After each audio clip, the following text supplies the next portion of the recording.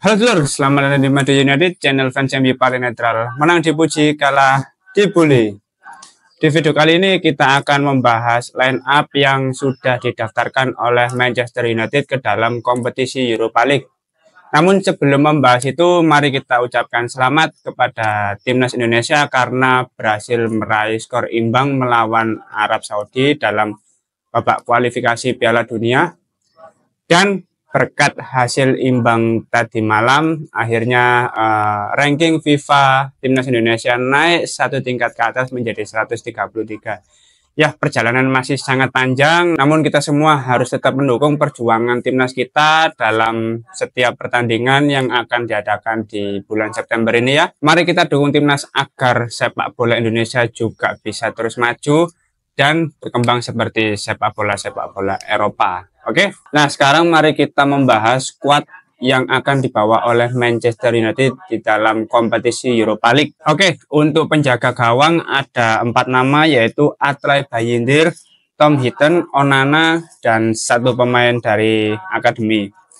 Lalu untuk lini pertahanan ada Victor Lindelof, Nocer Mazraoui, Matthijs de Ligt, Harry Maguire, Lisandro Martinez, Tyrell Malacia, Leny Yoro, Diogo Dalot, Luke Shaw, Jonny Evans, dan Harry Amas. Wow, ada Malaysia guys. Saya pikir dia udah jadi supporter. Ternyata ikut didaftarkan. Lalu untuk posisi gelandang ada Mason Mount, Bruno Fernandes, Christian Eriksen, Casemiro, dan Manuel Ugarte. Sedangkan di lini serang ada 5 nama yang mencakup Rasmus Højlund, Marcus Rashford, Joshua Zirkzee, Amad Diallo, dan juga Anthony. Oke, dari nama-nama ini yang sudah dimasukkan dalam skuad Manchester United dalam kompetisi Europa League, memang ada beberapa nama yang memang cukup bagus namun tidak dilibatkan. Namun keputusan ini tentunya sudah menjadi pertimbangan yang matang dari tim internal Manchester United. Ya, yang pertama kita coba lihat dari posisi kiper sudah tidak ada masalah, namun ada satu pemain akademi yang menurutku dia dilibatkan agar tahu intensitas di Europa League seperti apa, kualitas-kualitas tim yang ikut berpartisipasi dalam Europa League juga agar pemain-pemain muda ini memiliki pandangan, memiliki pengalaman melihat langsung tim-tim yang akan berkompetisi di Europa League. Selanjutnya untuk lini pertahanan, nah untuk Victor Lindelof ini sudah dilibatkan, berarti tidak lama lagi pemain ini sudah bisa bermain dan pulih dari cederanya. Setelah di 3 pertandingan awal dia tidak ikut bertanding bersama Manchester United.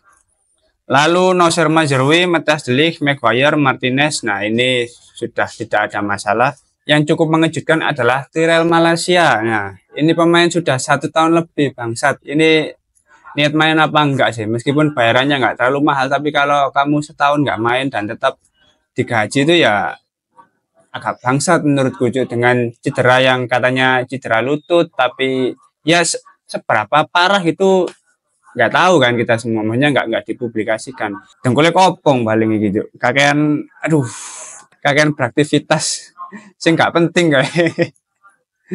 Lalu Leny Yoro, nah Leny Yoro dikabarkan bulan ini sudah sudah bisa mulai berlatih dan harapannya untuk bulan depan semua skuad Manchester United sudah lengkap, sudah tidak ada lagi pemain-pemain yang cedera. Pemain-pemain dari tim inti juga sudah bisa kembali lagi bermain bersama Manchester United. Selain Leny Yoro ada Luke Shaw. Nah, jadi praktis di lini pertahanan Manchester United ini ada 3 tambahan pemain, yang mana itu justru nanti akan sangat membantu bagi Manchester United di setiap pertandingan. Karena Tyrell Malacia, Leny Yoro, dan Luke Shaw sebelumnya kan sudah mengalami cedera cukup lama juga, bahkan Luke Shaw dari pramusim waktu sesi latihan tiba-tiba cedera dan akhirnya bisa segera bermain bersama Manchester United. Lalu ada Harry Amas, pemain jebolan akademi yang masih berusia 16 tahun, 17 tahun yang ketika pramusim kemarin tampil cukup bagus dan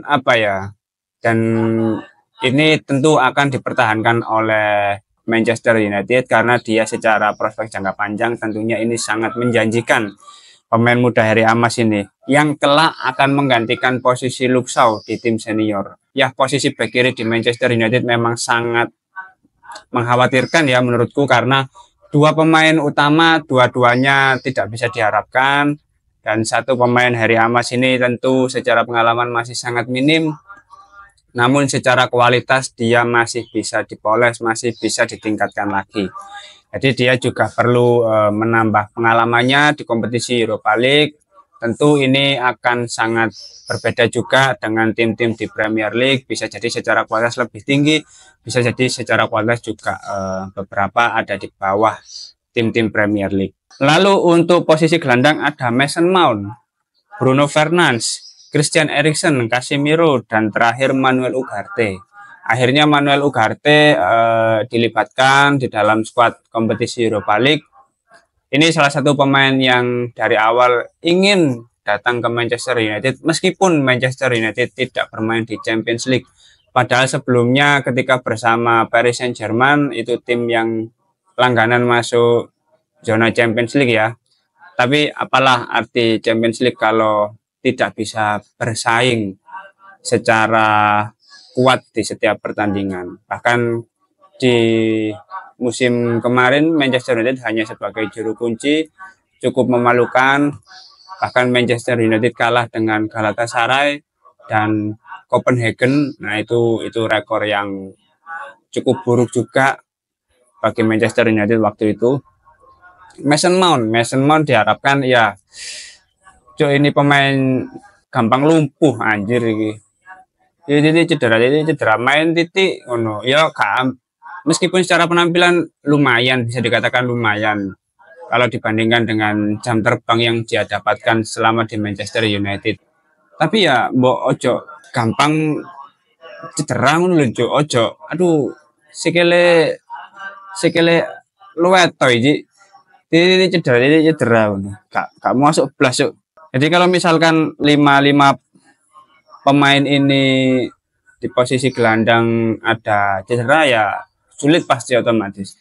Mau cedera, Bruno Fernandes kalau dia cover area sendiri pasti penampilannya jelek, karena terlalu banyak orang di cover, dia pasti akan kebingungan.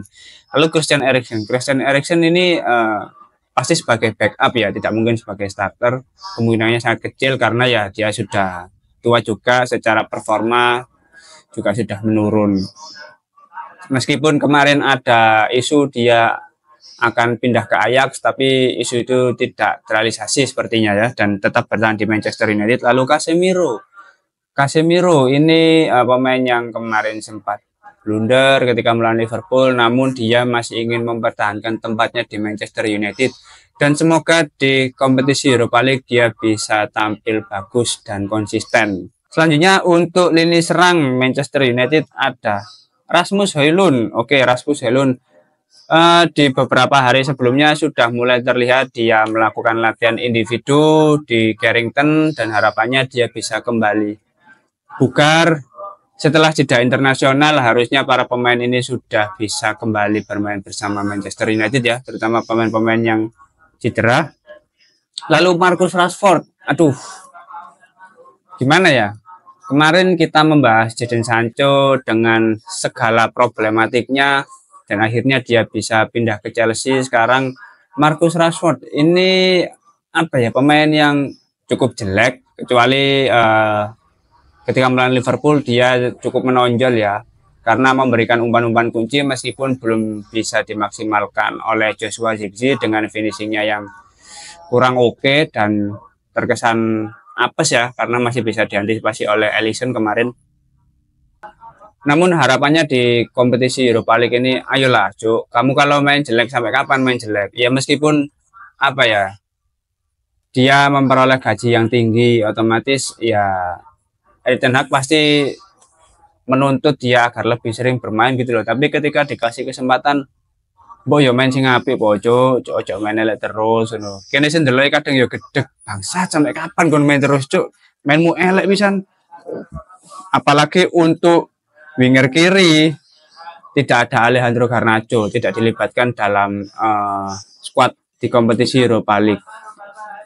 Otomatis mungkin kalau misalkan Rasmus sebagai starter, Zirkzee sebagai pemain pengganti, nanti bisa jadi Joshua Zirkzee juga akan ditaruh di winger kiri, bisa dicoba di posisi tersebut karena pemain ini juga bisa di posisi manapun ya. Lalu untuk winger kanan tentu ada Amad Diallo dan juga Anthony. Oke, Anthony. Si Anthony ini juga di laga-laga sebelumnya belum dilibatkan dan berharap ya dia bisa bermain lebih serius ya. Nggak perlu banyak gaya, yang penting tunjukkan hasilnya ketika berada di atas lapangan. Tentunya hasil yang positif, entah itu kontribusi gol, entah itu assist. Katanya kemarin dia juga sudah bilang kalau di musim ini kalian akan lebih sering mendengar namaku. Anco, namamu enggak? Dek, meme cuk. Duduk namamu nyekor Ji. Dan dari squad ini bisa kita lihat bahwa memang nama-nama seperti Kobbie Mainoo, Alejandro Garnacho, terus ya itu tidak dilibatkan di dalam kompetisi Europa League karena ya mungkin untuk membagi intensitas bermain para pemain ini. Selain itu dua nama ini juga masih tergolong pemain muda, meskipun Kobbie Mainoo dan juga Alejandro Garnacho masuk ke dalam nominasi Copa Trophy yang mana itu prestasi yang cukup membanggakan. Namun pemain muda kalau dipaksakan terus bermain juga performanya tentu akan menurun, dia akan kehilangan fokus. Jadi ini salah satu solusi terbaik bagi Erik ten Hag, tidak melibatkan semua tim utamanya ke dalam kompetisi Europa League. Ya meskipun nanti harapannya dua pemain ini bisa tampil maksimal di kompetisi lain, namun menurutku dengan skuad yang dibawa untuk kompetisi Europa League ini harusnya bisa bersaing sih. Apalagi untuk laga pertama Europa League itu kalau nggak salah Manchester United melawan FC20. Ya harusnya bisa sih memenangkan pertandingan. Jangan sampai ya gimana ya, meskipun mungkin untuk awal musim Premier League ini Manchester United agak kesulitan dalam meraih poin di 3 pertandingan terakhir, tapi paling nggak di kompetisi lain masih bisa bersaing gitu loh, nanti di Carabao Cup, entah di FA Cup, entah di Europa League, paling nggak menunjukkan hasil yang positif. Dan bicara soal hasil yang positif, nah ini ada tambahan berita. Ini aku lansir dari The Guardian. Di sini diberitakan bahwa model permainan Erik ten Hag harus mulai mengesankan Departemen Sepak Bola Manchester United yang dipimpin oleh Ineos, atau dia terancam dipecat dengan gaya permainan musim ini yang dinilai masih mengecewakan. United memasuki jeda internasional setelah menang sekali dan kalah 2 kali di Premier League dalam awal yang mengecewakan. Ada pengakuan di dalam klub bahwa Erik ten Hag telah dirusak oleh cedera dan butuh waktu untuk mengintegrasikan 5 pemain yang direkrutnya di musim panas ini. Tetapi juga ada kekhawatiran serius mengenai bagaimana ia menyusun tim. Model permainan pemain Belanda itu sedang diteliti oleh Departemen Sepak Bola United yang diawasi oleh Sir Jim Ratcliffe dan dipimpin oleh Dan Ashworth, Direktur Olahraga, dan juga Jason Wilcock, Direktur Teknis. Bagian utama dari peran Wilcock adalah memantau bagaimana tim utama bermain. Nah, dengan situasi seperti ini memang Erik ten Hag mendapat dukungan penuh dari manajemen, tapi jangan sampai dukungan itu berbuah kekecewaan karena permainan yang buruk dari Erik ten Hag dan hasil yang buruk juga ya tentunya ya. Maka dari itu sudah tidak ada alasan lagi bagi Erik ten Hag untuk tampil buruk di pertandingan-pertandingan berikutnya. Ada jeda internasional sekitar 1 minggu yang mana itu harus benar-benar dimaksimalkan oleh Erik ten Hag untuk menyusun strategi, untuk melakukan evaluasi sedemikian rupa agar nanti di pertandingan berikutnya Manchester United bisa meraih kemenangan, bisa kembali ke jalan yang benar, bisa meraih tren positif di setiap pertandingan. Ini kalau misalkan kemungkinan terburuk minggu depan ketika melawan Southampton, nggak perlu kalah, hasil imbang saja mungkin 1-1 atau 2-2. Kacau ini situasinya Erik ten Hag. Sudah pasti ya panas oleh hasil yang tidak menyenangkan. Lalu situasi seri melawan Southampton ini pasti ya tekanannya akan jauh lebih besar. Maka dari itu semoga di minggu depan di setiap pertandingan Manchester United bisa kembali meraih hasil positif di setiap pertandingan. Oke? Ya meskipun kita sudah terbiasa dengan siklus menang kalah, boyo ojo sering kalah itu. Awal kadang yo remek lek delok MU kalau terus ini. Pawegel sumpah pawegel. Gembuk beneran delok MU kalah ae. Emosi tok sing ngono. Yo ngefans, tapi lek kalah yo mosok enjoy, matamu enjoy, sabar. Dasmu sabar.